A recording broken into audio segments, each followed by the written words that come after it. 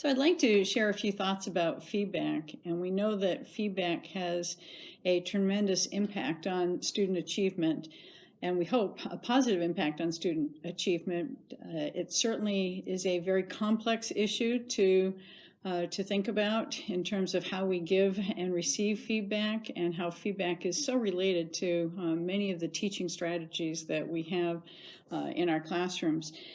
When I think about feedback and the use of feedback in classroom, I know that feedback for me has to answer one of three questions. It has to answer for the learner, what is it that I am trying to learn?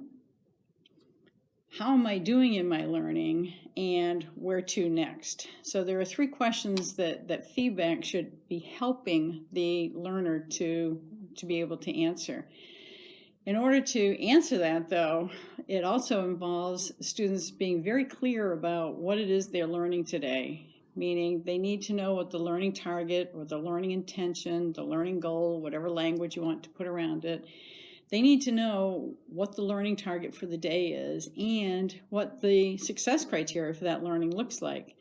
If I'm going to give students feedback about their learning, or if I'm expecting a peer to give feedback to their friend, they need to be clear about what success looks like.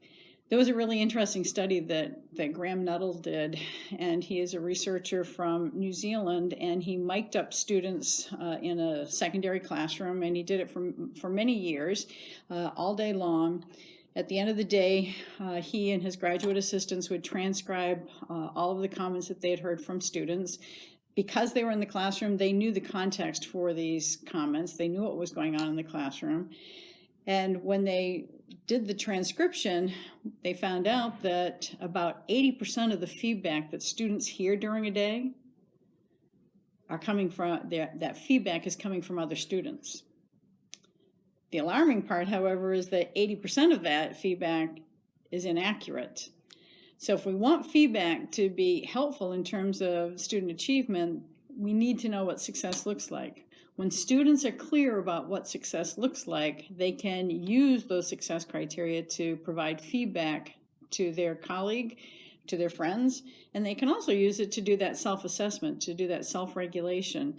So my first point is that feedback is critically important. It can have a tremendous impact on student achievement, but it has to be connected to the learning target and success criteria so that students are able to give feedback to one another.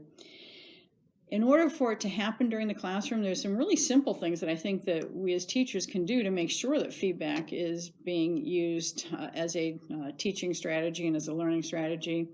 And that is, we start our lesson with a question or a problem, something that I refer to as a starting question or a motivate, that gets kids thinking about the mathematics right away, that allows me as a teacher to receive feedback about where they are in their learning. That by asking them to engage in that problem right away, I'm getting feedback about where the learner is. So regardless of how well I have planned my lesson for the day, if in that instance of getting feedback about the problem that I've posed, I find out that what I thought students knew and what they actually do know is quite different, then my lesson plan has to change for that day. I can't just go on the highway and keep on driving that lesson down the road without paying attention to that feedback that I've just received from students. So that starter question is really critically important in terms of getting us started in the learning mode right from the beginning. Throughout the lesson, I want to give opportunities for students to be able to do self-assessments. And that self-assessment, again, is still related to the success criteria. Where am I in my learning? Am I clear about what it is I'm learning? And where am I in my learning? So I need to know what that success criteria looks like. So I have to pause. I have to give time for students to do that. I cannot continue to teach constantly without pausing and allowing students to have that time for self-reflection. It happens at the end of the period when we do some form of exit ticket,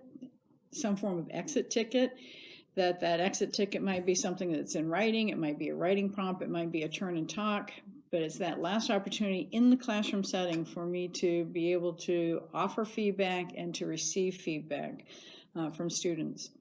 So that was my second point. Again, the first one was that learning target and success criteria has to help me in terms of the feedback that I'm giving to students, or for students to be able to give feedback to one another. The second point, in the classroom, it has to be happening throughout the period with that starter question, those pauses for self-assessment, and the closing, the closer that we do.